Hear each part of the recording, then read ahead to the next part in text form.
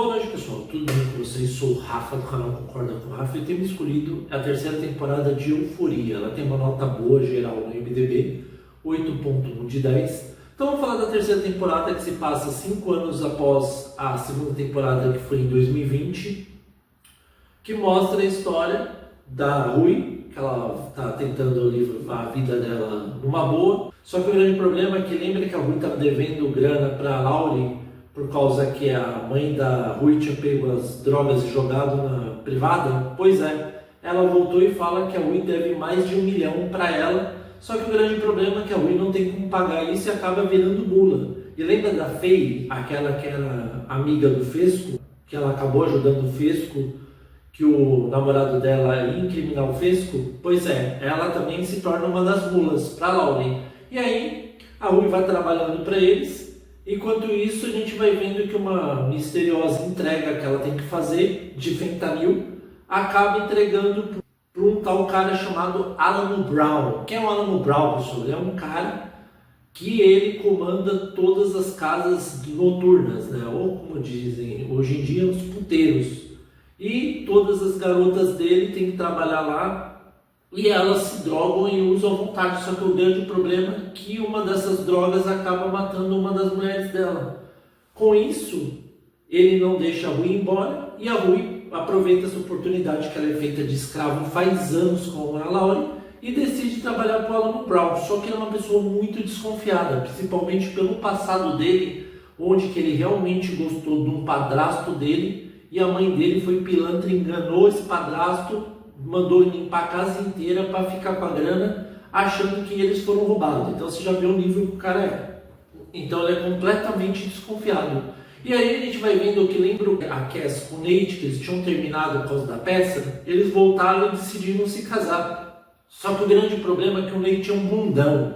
E ele é tão bundão que ele pegou a empresa do pai dele e ele não tem a capacidade de fazer com que ela continue crescendo. Graças a umas plantas raras que estão correndo risco de extinção, num canteiro ele não pode trabalhar lá. E lá começa a desencadear todos os problemas. Por quê? Porque o Nate pede dinheiro para um agiota armênio, só que ele é safado, pessoal. Ele enganou eles e achou que ia acontecer nada. E com isso fez o maior casamento com a Cass. Só que antes de terminar o casamento, a gente vê que esse armênio invade o casamento, fala que o Nate é um pilantra que está devendo uma grana para ele. E para ajudar ainda, quando que chega na casa e eles vão ficar na lua de mel, acaba aparecendo o armênio, o capanga dele, e cortando um dos dedos do pé do Nate e batendo nele até não poder mais e bate até na Cass. Com isso, a Cass decide fazer o que, pessoal? Ela se junta com a Mad e juntas elas criam um OnlyFans para ganhar dinheiro para ajudar o Nate e poder pagar a dívida, que é mais de $1 milhão. Você vê como é um cabaço, pessoal. E aí, beleza, a gente vai vendo isso, a Mad decide engolir o orgulho dela, ela se torna uma pessoa mais calma, mais amorosa e vai ajudando a Cassie, que está cada vez mais linda e ganhando mais seguidores, ainda mais seguindo os planos da Cassie. Enquanto isso, a gente vai vendo que a Alex se tornou uma pessoa amargurada, sem ficar com o Fesco, sem a amizade dele, sem a companhia dele, ela se tornou uma pessoa chata, pessoal. Ela ficou insuportável. Tudo bem que a gente sabia que ela tinha inveja da Cass por ser mais bonita, mais popular, mais gostosa, só que não justifica o que ela fica fazendo. E também a gente vê que a Jules volta e ela tem um sugar daddy que vai sustentando ela por anos. Então, a mesma família dele sabendo que ele come uma menina trans, não tem problema para ele, contanto que ela seja exclusivo dele. Só que o grande problema é que a Rui começa a se relacionar de novo com ela, nem mostra se elas transam direito, mas provavelmente sim. E aí a gente vai vendo que a história vai caminhando para isso. Enquanto a Cass vai trabalhando com a Mad, a gente vai vendo que a Rui vai indo para os dois lados. Ela quer ferrar tanto a Laurie quanto o Alamo Brown. Só que, como eu disse, o Alamo não é besta, pessoal. Principalmente que começa uma disputa da Laurie jogar um porco e ficar zoando o Alamo, falando que ele é um porco nojento. E aí ele decide fazer o que? Ele pega o capanga dele junto com a Rui, que fala que a maior fraqueza da Laurie é o tal do pássaro dela, Paladino, que é o queridinho, e envenena a água dele. Quando ele morre, pessoal, tem um grande problema, Quando a Rui tá voltando de carro, ela é parada pela DIA, que é Departamento de não sei o que, de drogas. E aí falam que ela vai ter que ajudar eles, que se ela caso não decidir ajudar, ela será presa. E aí ela começa a trabalhar. Só que a Rui tem mais sorte que juízo, porque quando que descobrem que ela é uma infiltrada através de uma das dançarinas, a Magic, quando descobre, ela tem a maior sorte de 2 capangas ir lá fazer o manda-chuva do Alan, abrir um cofre, porque senão ia matar ele, e com isso acabou salvando ela. Só que a Magic notou que uma das mulheres que estava na direção era a Faye. Lembra a Faye que ela se uniu a Laura? E ela começou a gostar de um cara tal do Wayne lá, que é um nazista louco de pedra. E aí beleza, pessoal, vai passando a história isso, a gente vai vendo que a Rui vai trabalhando para dia, e aí com isso ela tem que descobrir como ferrar os dois lados. Só que o problema é que o Alan não é besta nem nada do gênero. Primeiro, ele começa a gostar da Mad, e aí com a Cass, o problema do Nate, que não vai ganhando dinheiro, vai cada vez mais ganhando dinheiro da Cass, e ele não paga nem ao menos o dinheiro para não ser despejado da casa, o Armênio manda o capanga dele ir lá, prender o Nate, até que ele decide dar um ultimato na Cassie. Ele pega ela, espanca ela, e aí o grande problema é que o Nate vai fazendo isso e achando que não vai acontecer nada com ele, até que o cara arranca o dedo dele com a aliança e manda para Cassie. Mas antes de chegar lá tem que falar uma coisa importante. A Cassie começa a ficar muito popular, começa a fazer coisas eróticas, até que a irmã dela acha uma coisa ridícula. E aí, pessoal, o problema é que ela vai fazer uma audição para um programa de TV, que é só uma aparição. Só que ela ficou tão conturbada com a cena e lembrou do Nate, que ela contracenou muito bem e acabou sendo contratada. Só que ela tinha que fazer uma coisa, ela tinha que deletar a conta do OnlyFans dela. Só que o pior está por vir. Por quê, pessoal? Porque quando ela acabou de deletar a conta dela, a CEO Master lá do lugar, da Warner, falou que não queria uma mulher que trabalhasse com OnlyFans, para contratar qualquer mulher, menos a Cassie. E aí, pessoal, quando se deleta a conta do OnlyFans, já era, acabou. E com isso ela chama a ajuda da Mad, ela decide dar um golpe lá num ator famoso, e com esse ator ela começa a ter vários seguidores, até que o grande problema acontece. Lembra o Nate, com o Armênio? Ele decide enterrar o Nate vivo, pessoal, no mesmo lugar onde estavam as plantas que ele estava tentando matar. Ele é enterrado vivo lá. E aí, enquanto isso, ele prende a Cassie, o Armênio, e fala: ó, seguinte, eu quero 1 milhão. E se você me dá 1 milhão, eu poupo sua vida e poupo a vida do seu marido. E aí, a Mad decide pedir ajuda pro Alamo, porque lembra que ela foi introduzida pela Rui e o Alamo está desconfiado dela? E aí, quando pede ajuda, o Alamo não é tão bonzinho. Primeiro ele dá uma bolsa cheia de coisa falsa e depois dá um tiro nesse Armênio.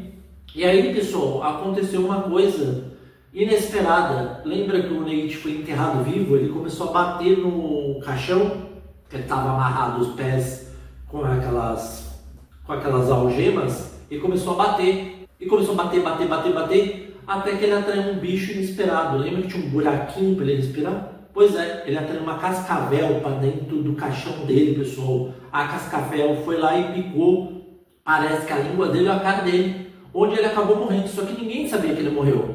E aí quando que desenterra ele, o capanga do Armênio, porque ele decide não se matar por causa do Alan Brown, que ele é o verdadeiro fodão lá da história, ele tira e vê que o coisa está morto. E para ajudar ainda e piorar a situação, a Mad deve 1 milhão mais juros, porque mesmo se ele não deu dinheiro, ele salvou a vida da Cassie e da Mad. E com isso, a Mad acaba normalmente virando a garota preferida do Alan. Só que a sorte da Mad está por virar. Por quê? Voltando à história, lembra que a Rui lá, o Alan estava desconfiado dela? A Rui negocia com a Faye, onde que ela manda a chave do cofre, e aí quando vai abrir não funciona. A Faye decide dar a chave, só que o grande problema é que não tinha nenhum dinheiro, e ela queria dinheiro e só tinha umas coisas sobre as dançarinas dele. E aí, pessoal, para ajudar a situação ainda, a Faye decide gritar e acordar o namorado nazista dela. Enquanto isso, a gente vê que a Rui corre, só que um dos caras laça mas para sorte dela, um dos capangas do Alan com o sniper acaba atirando dele e consegue salvá-lo. Só que o grande problema é que aconteceu uma coisa importante que eu tenho que falar. A Alex, quando ela estava falando com a Rui falou que estava trabalhando por dia. E a Alex acabou soltando para a Mad e a Mad soltou sem querer para o Alamo. E o Alamo não é besta. Como ele sabe que o ponto fraco da Rui é drogas, ele deu uma grana para ela, parabenizou ela porque ele conseguiu um monte de coisa, conseguiu incriminar a Laura, que ela acabou até se matando e os outros caras todos presos. E com isso, a gente pensa, nossa, a Rui vai ter uma segunda chance na vida. Ele pega um potinho, dá pra ela, falando que aquilo vai aliviar a dor que ela tá sentindo, só que esse potinho tinha fentanil. E o fentanil lembra que matava um monte de pessoa. Com isso, a Rui acaba tendo uma overdose na casa do Ali. Lembra que o Ali, aquele cara que era o padrinho dela, acaba tendo uma overdose e morrendo, pessoal. Sim, a Rui finalmente morreu, não foi mentira nem nada. Ela tem uma viagem louca lá, que ela acha que o Fesco fugiu, e acaba morrendo. E aí a gente pergunta, tá, beleza, o que vai acontecer com o Alamo? O problema do Alamo é o Ali. O Ali chega lá no local onde ele está dançando, onde ele está transando com a Mad, e aí quando que chega ele fala, eu quero o tal do Alamo Brown. Aí ele chega, começa a atirar nos capanga dele, até que a gente vê que uma coisa inacreditável acontece. Como que o Bishop, que é o braço direito dele, aquele cara completamente insensível, que não tem emoções alguma, deu carona pra Mad, e tá com o cachorrinho, parece que ele tá gostando da Mad. E ele tinha uma consideração pela Rui também. Então ele decide fazer o que, pessoal? O útil do agradável. Ele pega todas as balas da arma do Alamo, tira elas e dá uma arma vazia. E aí o Ali aproveita com a shot, dá 3 tiros, mata ele. O Bishop acaba se tornando o novo líder lá do local. E daí ele fala, você vai pro inferno, não sei o que. Acaba ficando com a Mad, que pelo visto era o intuito dele. A Cass vai ficando cada vez mais rico, criando conteúdo adulto. E aí para finalizar a gente fala o que aconteceu com os outros personagens. A gente vê que o Ali, ele vai para aquele mesmo lugar daquela família que cuidou muito bem da Rui. Eles fazem um almoço, eles juntam as mãos, agradecem a Deus e a série acaba dessa forma. Pessoal, vamos para o que eu gostei e o que eu não gostei. Eu vi muita gente criticando essa terceira temporada. É realmente muito ruim? Não achei muito ruim. Qual é o maior problema dessa terceira temporada, pessoal? O autor tentou criar uma história, mas como que eu vi que a série provavelmente tinha sido cancelada porque não teria uma quarta temporada, porque um monte de desencontro de agendamento com os atores, ele decidiu fazer esse final que eu diria muito tosco. O que vale no final de Euforia? Ver o Nate se ferrar, porque ele merecia se ferrar, ele era um pilantra de marca maior que só usou a inocência da Cass, a beleza da Cass para ele ganhar dinheiro e não fazer nada. Ele falava muito mal do pai, mas ele era muito pior como administrador e também como provedor da família dele. E também o outro grande negócio que eu gostei é ver o Alan se ferrar. O que faltou nessa temporada? Onde foi para a Cat? Onde foi parar o Fesco? Por que não apareceu uma aparição do Fesco? Tem só um flashback lá dele com a Rui, mas muito nada a ver. A história tentou focar tipo um Breaking Bad do Walter e o Jesse.